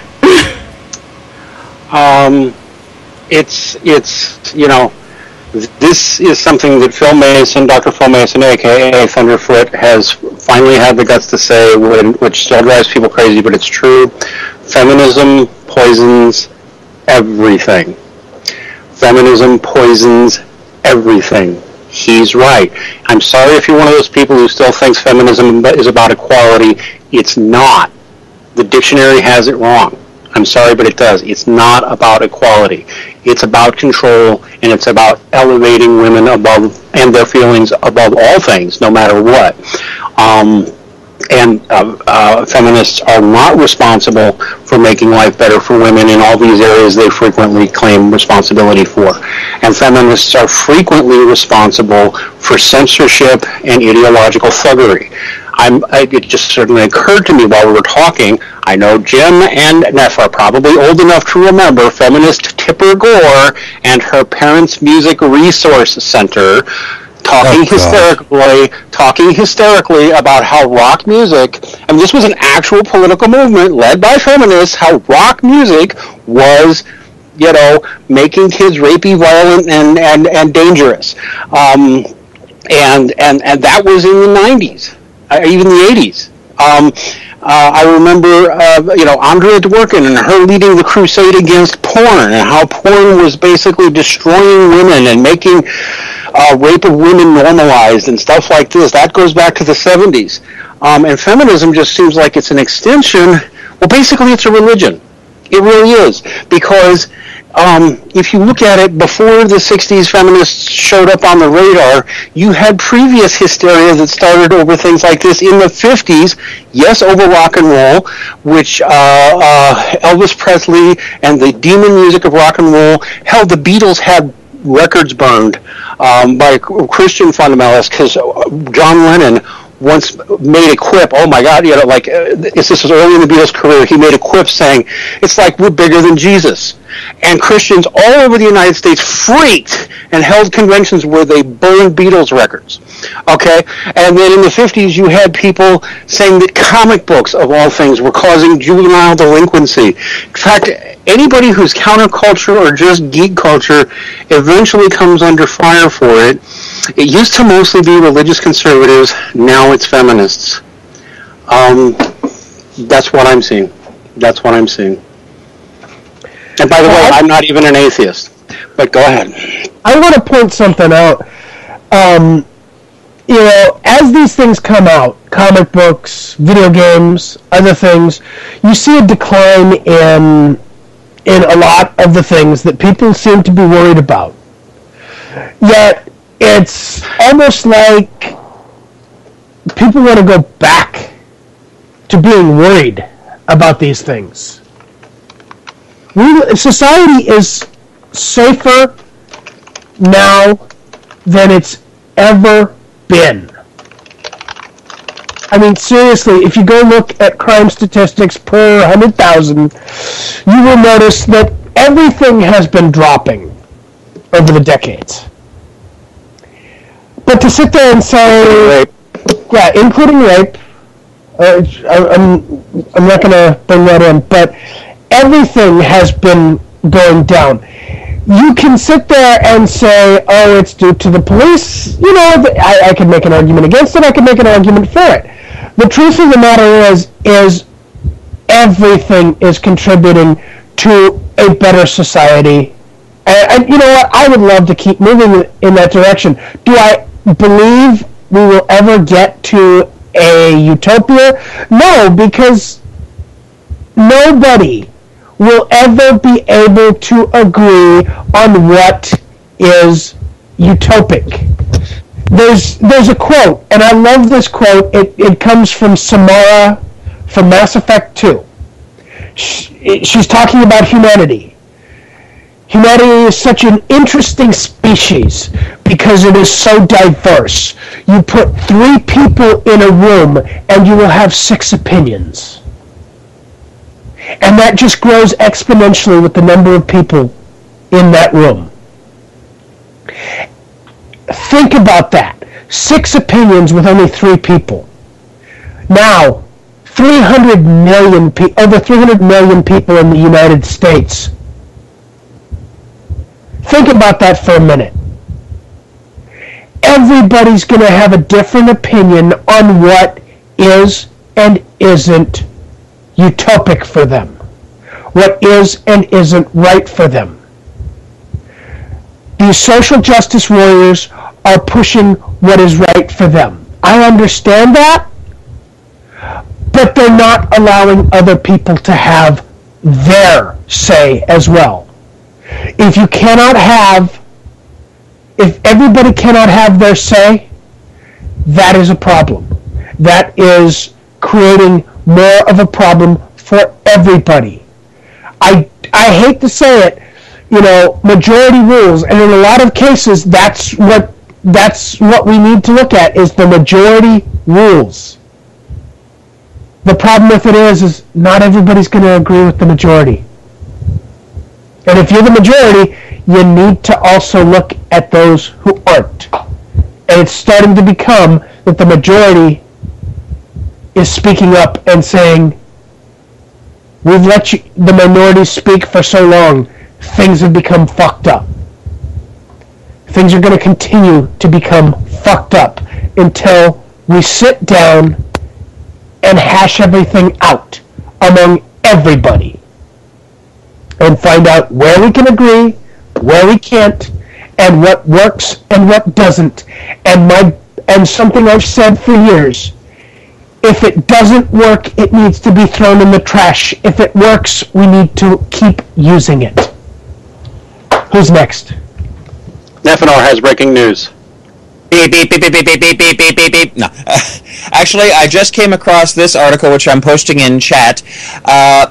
Apparently, it's Vox getting in on the thing now. Their new article just this morning, Gamergate. Here's why everybody in the video game world is fighting. So they start off, what is Gamergate? And number 1, the treatment of women in gaming. Derailment right off the start. Number 2, ethics in games journalism. Notice that that's the second thing. Then they go into the next big topic. So who is Zoe Quinn? Goes on to several paragraphs on this. And then, who is Anita Sarkeesian? A couple paragraphs on this. What is a gamer? What is journalism? What is a video game? And then the really fun one, who's behind Gamergate? And the people they list, 4chan, Adam Baldwin, and social media. And then, what do they ultimately want? And they're talking about what they claim Gamergate wants, and then they ask, do politics play a role in this? And they're like, yes, absolutely, politics play a role in this, absolutely, it has to. And then they finally ask, can games be art? So here we have another bloody hit piece. Or as Adam Baldwin tweeted about this and said, it's vox-plaining. I'm fucking looking at this now. It's... Oh, Jesus Christ. It's vox-plaining. It is. It really is. What the fuck is even... Okay, I'm gonna say this, and I don't know if I've said it enough. 4chan is not really behind this. They did jump on it when it started up, when they found that they were being censored for even talking about it. But you know who else did? Reddit. People on Facebook, people on Twitter, people on Tumblr, people on YouTube. That's basically the whole fucking internet. Bookie2988. Bookie2988 jumped on this, and you honestly, I love him to death. He is a great YouTuber. However, he is so fucking blue pill. It's not even funny. He every single video he's made on the subject, he prefaced with, "I'm coming at this from a perspective of ignorance and white cis het male privilege." Even he jumped on it, and he's part of Gamergate. Christ, I don't even know where to begin on this crap. They're really trying to frame this as being, oh my gosh, like 30 people in IRC is behind everything because Zoe Quinn posted a chat log. I mean, really, what the fuck? Okay, to be honest, I haven't even been on that IRC. I've actually been, I've been tweeting, I've been blogging, I've been, talking about this on the different radio shows, Honey Badger Radio, the Badger Pod Nerdcast. Here, I have not been to that IRC. And it's just ridiculous that they're trying to sit there and say it's all a 4chan plot and it's political. I mean, it's the political right who are trying to do this and trying to silence women in gaming, blah, blah, blah, blah. I mean, okay, here's the thing. We had Matthew from the Finding Capitalists on. Honey Badger Radio. And he's a feminist. And you know what? I don't care that he's a feminist. He made some really great arguments. He had a great insight into all of this stuff. And you know what? Glad to have him. And he can come back anytime he wants. Because I don't sit there and try and shut out different opinions. I don't sit there and let whether or not somebody has the same opinion as me, whether or not I don't let that determine whether or not I think they make good points or whether or not I like them as a person. But that is what's important, that they make good points. And there have been people on the social justice side who have made good points, but who are also on the side of Gamergate. They have made really great points. They said, listen, okay, you can have those opinions, but don't push them onto people. Let them have their own opinions. And that's what this really is about. It's about one side who does have these opinions and feel that they are the most progressive, trying to tell everybody else what they need to believe and what they need to follow, instead of letting there be that ability to have your own opinion. That's what this is all about. The social justice side are trying to silence the large majority of people who have different opinions. It's ridiculous, and yet the social justice warrior side, the side against Gamergate, are trying to say, oh my gosh, you guys are trying to silence us and our opinions. Look at this. This is just proof of patriarchy and misogyny amongst gamers. It's horseshit. It's not just 4chan. Get off it. But you know, they're just going to continue to push this. They're not going to get off of it. It's... I'm exhausted from all this. Someone else take it. They're not... The thing is that they're probably not going to win. No, they're not going to win because we drive their views. And they're seeing it continue to plummet. We're not going back. Kotaku could sit there and reframe their policy, but a lot of people, they're never coming back. The thing is, and I predict this is going to happen one way or another, an indie game site, if not more than one, is going to appear that will offer transparency and a social justice warrior, feminist bullying-free zone. And they're going to be tapping into a very large market, anybody who does that. And I hope more than one player does that. I think, in fact, I was making these suggestions earlier for Destructoid and Rock, Paper, Shotgun and all those to reform Kotaku. Yeah, good luck with that. I did make a suggestion. I think it's a good suggestion. It might salvage your reputation, but I think it's already too late, and competing publications are probably going to render you irrelevant in the long run, because the internet still, at least at the moment, is an idea, is still an open marketplace of ideas. And I actually think at this point, short of the major gaming publications doing mass firings and seeing some mass resignations, they're toast, because this is too big. I see people saying, oh, the MRAs and people like Dude Esma are commenting on this. You're going to ruin Gamergate. No, number one, there's a reason MRAs exist, and it is this sort of shit. The mainstream press has been lying about us for years in the same way they're lying about gamers now. And B, I forgot my P because I'm just so emotional here. Oh yeah, they're saying the same thing because 4chan is involved. Guess what? You're never making 4chan go away, and you're not going to make 4chan get out of this either.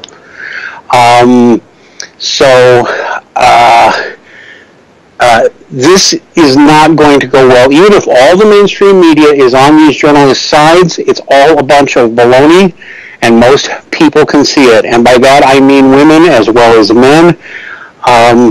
This is going to change. Now, I'm sitting here looking at the other stories we had on our list, and I don't think we're going to get to them this week. Do you guys? No. I don't see any reason to. I mean, there's some console wars stuff going on. We can. It would be nice. It would be a nice breath of fresh air. But I think maybe we should. We've all ranted. maybe we should move on, but first, I know Nefanor has something that he wants to add. Yeah, just a quick one here. All these people trying to silence the gamers, trying to tell us to stop. Well, you know what? I have one thing to say, and it's something that I remember from my childhood, something that I grew up knowing, and it's, we're not gonna take it! No! We're not gonna take it! We're not gonna take it anymore! Take it away, Christian! Alright, actually, speaking about the end or the near end of mainstream gaming publications, I just want to throw in here and announce that goodgamers.us, it's run by Stephanie Dorman, Mundane Matt did an interview with her, that's going to be launching in about 5 days. I also want to announce TFI Gaming. We are starting our own gaming community website called TFI Gaming. We are currently looking for writers and editors who are interested in contributing. And it's going to be a gaming community website with a forum. We're going to be having game reviews, gaming discussions. The forum is going to be open. Yes, so TFI Gaming. Look for more news on that in the near future. Tales from the Infrared Gaming. Social justice warriors will piss their pants. So let's move on. I don't care. Let's have a vote, because I really want to talk about the Xbox. Now, do we want to talk about the Xbox sales faltering, or do we want to talk about Bungie giving Microsoft the middle finger? Why not both? Why not both? I would say let's start with the Xbox, then add in the giving the middle finger. Okay, let me just establish again, as I did at the beginning, I take no position in the console wars. I think people who fight over whether Xbox is better than PlayStation are just being silly and need to get over it. Better. Yeah, shut up, Christian. But I think you really have to be way too much of a Microsoft fanboy to not think that Microsoft has seriously stepped in it. Somebody else go from there. Well, I mean, Microsoft has been dropping the ball with the Xbox One for quite some time. Actually, since the announcement of the Xbox One, they first announced it as having all these online, always online, the DRM. That turned a lot of gamers off. They also spent the majority of the announcement talking about its non-gaming features, talking about the fact that you could watch cable TV through it. Gamers don't give a shit about that. They really don't. So, I mean, there are reasons why Microsoft is struggling with the Xbox One right now. But I did step on Nefanor to say that, so I'll apologize, and Nef, take it away.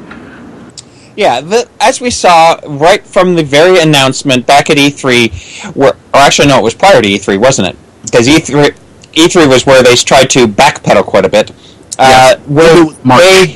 March is when they officially announced it. They had a giant announcement event, much like Sony fucked up. February. I believe Sony announced the PS4 in February. Yeah, they totally fucked the pooch on that one. They screwed it up royally. The forced connect, the forced always online, the bad DRM, all of that shit. Gamers were pissed, and rightly so. They had a right to be pissed. So Microsoft started backpedaling on one, then they backpedaled on another. And the backpedaling showed two things. Number one, that the claims that they had at the beginning that, we have to do it this way, were a load of bullshit. Microsoft was trying to grab further and further into gaming than they should have, and gamers said, fuck you. And the sales numbers now prove it. I mean, I didn't post this in the original because somebody told me about it last night, but when the Xbox One was released in Japan, there were midnight releases where nobody showed up. There are stores that have not got a single sale of the Xbox One. This in Japan is huge. This means that the console there is non-existent, and that's you also have to take a look at the sign. differences between the Japanese market and the Western markets. The North American markets and the Japanese gaming markets are vastly different.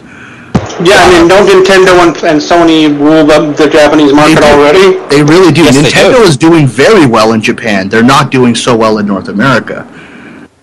Yeah, but the fact that one of the two major markets, because there pretty much are two major markets for gaming, and that's the U.S. and Japan, and when you lose in one, that's a big problem. Now, I'm going to be honest. I prefer my PlayStation. I've got a PlayStation 3 and 4, and I had a 2, but I can still respect the technology behind the Xbox. The problem I have is with who's running Xbox. Microsoft has a history of bad mistakes, and they've been trying for years, at least the high-up execs have been trying for years to spin Xbox out of it because it's a losing proposition for them. It constantly loses them money, and now they're seeing it. Take it away. Well, I've got a couple of things on that. First off, I will admit I am an Xbox fan. I have been since the original Xbox. It's got its pluses, it's got its minuses. No matter what, every system will. The thing with it is yes, I have to agree with Buffalo that Xbox screwed the pooch completely. It was basically trying to direct where gaming was going, and what we saw was the reality of things, which is gamers direct where gaming is going to go. I mean, I don't want to take it back to the whole Gamergate, but it kind of plays into that. Gamers are going to direct where gaming goes in the future. Period. End of discussion on that one. And Xbox fucked itself,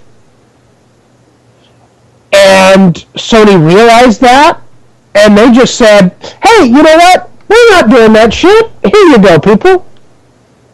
That's the reality of things, is you can't direct what people are going to want to do.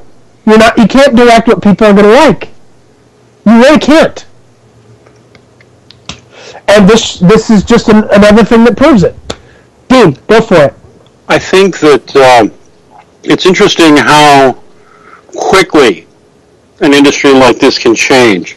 I mean, Gamergate is probably going to be a watershed movement that changes a lot. Probably. I don't mean in games development, but it probably is, just in the culture. One of the things that happened is that you can make is that Sony screwed the pooch some years ago. They screwed it up big time with the PS3 by overpricing it and making it out of the reach of most gaming consumers. And they took a big reputation hit for that, and they lost a lot of points for that. And it gave Microsoft an advantage. You guys got to remember, what was it, like $900, and realistically you had to put in more like $1,200 to $1,500 if you wanted a decent PlayStation 4, PlayStation 3 from the beginning. I mean, I remember being pissed at Sony about that because I was a PlayStation 2 freak. And I'm like, you want me to spend what? I don't have it. And that's why we switched to Xbox. Well, now, Sony learned from their mistakes, didn't they? And now Microsoft is playing the penalty. That's all. I'm just making the ironic observation there that Sony did screw up really bad at one point. And it hurt, and it took a long time for the PS3 to catch up from that deficit. Now, who's at the top of the world? Microsoft, in their arrogance, has fucked up. Who knows where we're back in 5 years? I think we have words from the back room. Breaking news? Breaking news, you guys. Not breaking news. I just have an opinion here. No, but I have breaking news, so let's look at my link. Let's hear your breaking news. What's up? Okay, apparently those IRC stuff, that's not what was in the IRC. They have screenshots of that exact conversation of what was really being said, and I don't know how you can fake an IRC, but these are two totally different conversations, but you can see in common what was being said by the same people on both chat logs, and things that are added on that are just completely out there. I'm going to hand it over to James. James, you have something to say. Yeah, what we're looking at with what Microsoft tried to do is the exact same thing we're looking at when we take a look at what the social justice warriors try to do, and that is to take a message to the gaming market. Microsoft made its overreach and its security measure and lackluster performance, thinking that gamers would be willing to settle for anything, and it tried to sell that to the market. Social justice warriors are selling their message as well. The parallels there are very striking, as a matter of fact, because at the end of the day, what rules the market is going to be the will of the gamers. And for a long time now, in the corporate setting, we've been seeing them attempt to push their own idea of what games should be and how they should be made and how they should be marketed and for which target groups, in the same way that we see coming from the social justice warrior camps. Granted, they each have their own differences in this regard, but it all boils down to the same thing. It's a takeover of the market, and the corporations are looking to change the culture in their favor in the same way that the social justice warriors are. They're trying to. Now, I have a question, and excuse me if I'm old and doddering and not able to catch up with this. I'm looking at this Imgur thing that I've got to put it in it's in the chat room right now. I'm going to put it in the show notes after we're done. What am I looking at in these IRC logs, Rachel? Okay. Zoe Quinn is basically trying to say things about this IRC that are simply not true. A lot of people in this conversation are saying that the people who are trying to make this about things against women or anything like that are full of shit, that they just want gaming to be about games. So you're looking throughout here, and she's telling blatant lies about this and trying to frame it in a specific way that it's just not. That's just not there from what I'm seeing. And Zoe is trying to sit there and say that all of this was a planned attack or whatever, and that the people under the Not Your Shield tag are actually guys posing as women and minorities. White as men. Yeah. So wait a minute, are we talking about a forged IRC logs here? Okay. I'm not really sure, because there's one post that is just very different from the other. Okay, so what exactly is taking place in the first one, because they seem to be different? No, they're not different. It's just a matter of she's taking it out of context. Okay, so there we go. It's really crazy, though. She's taking shit out of context, trying to say that the Not Your Shield isn't being headed by women and minorities, is what she's trying to, and that this is all a 4chan plot. And she's indulging in quote mining. Quote mining, I never knew a feminist to do that. Yeah, quote mining. Taking things out of context, of course. That's what they do. These people are the ideological thugs of our age. They really are. Sorry. It's so wonderful that this stuff is just breaking as we go. guys of Gamergate, you're magnificent. You're wonderful detectives, and I salute you. Getting back to Microsoft, Bungie is giving Microsoft the finger. How does that work out? Bungie used to be owned by Microsoft, but then they broke out, and they became their own, well, not really, they sold themselves to Activision. Stupid idea not there. Quite. No, they didn't sell themselves to Activision. They let Activision be their distributors. They are still their own separate entity. It's just Activision is their marketing and distribution arm. Oh, good. So they got pretty much the same deal that Blizzard has with Activision. Pretty much, yes. Awesome. Well, I like that. Okay. But yeah, now Bungie is giving Microsoft a finger. They're only allowing Sony to advertise Destiny on their console. Any of you that has ever seen a Call of Duty commercial, you'll know what I'm talking about. Usually at the end of every Call of Duty commercial, there is something about the Xbox, played best on the Xbox 360 or experienced best on the Xbox One, what have you. Bungie is not allowing Microsoft to do this. In fact, they're only allowing Sony to. But there's something else in this story. Who wants to take us through that? I will. The funny thing is, so Microsoft isn't allowed to talk about Destiny. So they decided to play this little joke and have this website up, Destiny Fragrance. And at first it was this cute little thing saying, hey, look, it's got a little Xbox logo on it, it's Destiny Fragrance. They didn't actually say what it was or anything like that, but just a picture of a bottle with Destiny and the Xbox logo on it. Well, not long after the story broke, the website was taken down. We can only assume at this point that lawyers got involved and said, no way. And but the one thing I found amusing was I've seen doctored pictures of the little fragrance bottle where they said 100% Microsoft tears. Yeah. Sorry, I don't hate Microsoft. I'm an Xbox guy, but ouch, sting. So yeah, I mean that's wow. So I mean Microsoft is used to getting all these timed exclusivity deals. Usually with Call of Duty, they'll get the DLC for a month before other platforms get them. So a DLC comes out for Call of Duty Black Ops, Microsoft and their Xbox gets it for 30 days before Sony's or PC get it.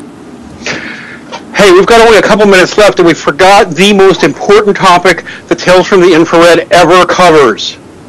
You mean the fact that Doctor Who raped a Dalek? Doctor Who raped... He was inside him. He probed that Dalek, and he probed him deep and good. And tonight's episode is going to be fun. It's going to involve Robin Hood, and it's kind of cheesy and hokey, but fun. So, Doctor Who, everybody, by the way, the best show in the universe, and if you don't like it, suck it. Yeah. If you don't like it, go back and find a better one. Suck it, nerds! No, but we are the nerds!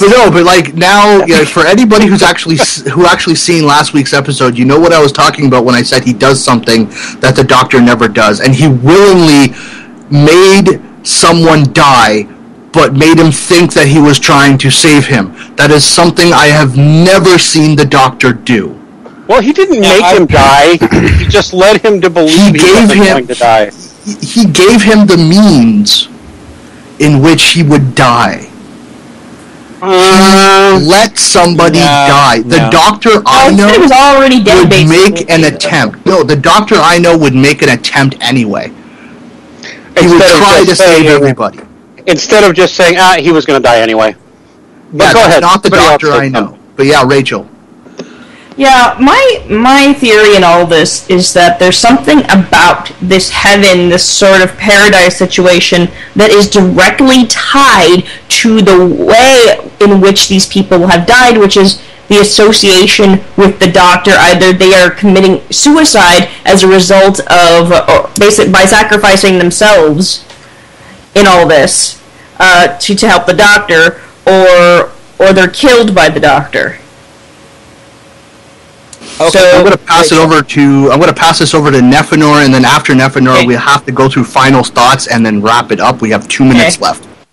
I just have a quick thing, Rachel. I don't think that the heaven is people who have been killed by the Doctor, because if we notice, the first one with the robot, we don't know if he threw himself off or not, but we did notice that the second one that got to heaven was someone who killed themselves by their own actions, which leads me to believe that the people who get there are those who sacrifice themselves to further what the doctor wants. And that's what I'm thinking on that.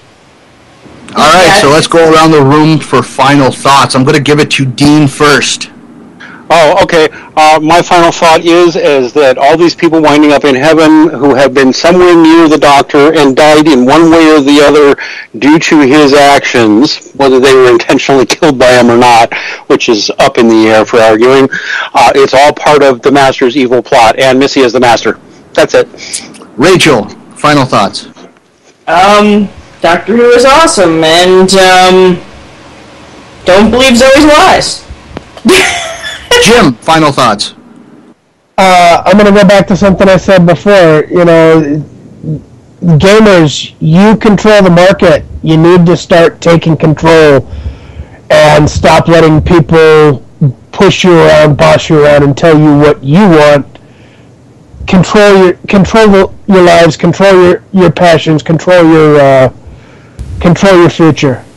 That's it. Nephenor, final thoughts. Cool. My thought is, I can't fucking wait till Monday midnight when I can play Destiny. James, final thoughts. Yeah, don't buy the shit they're selling, guys. Don't take that red Kool-Aid. The blue Kool-Aid. They're poisoning the well. All right, well, I guess that's it for our show. We just ran out of time. I want to thank everybody here on the panel for coming and speaking your mind. I want to thank everybody in chat and everybody listening. Thank you for taking time out of your Saturday to listen to us shoot the shit. I am Christian Chesso. This has been Tales from the Infrared, and remember, Take the red.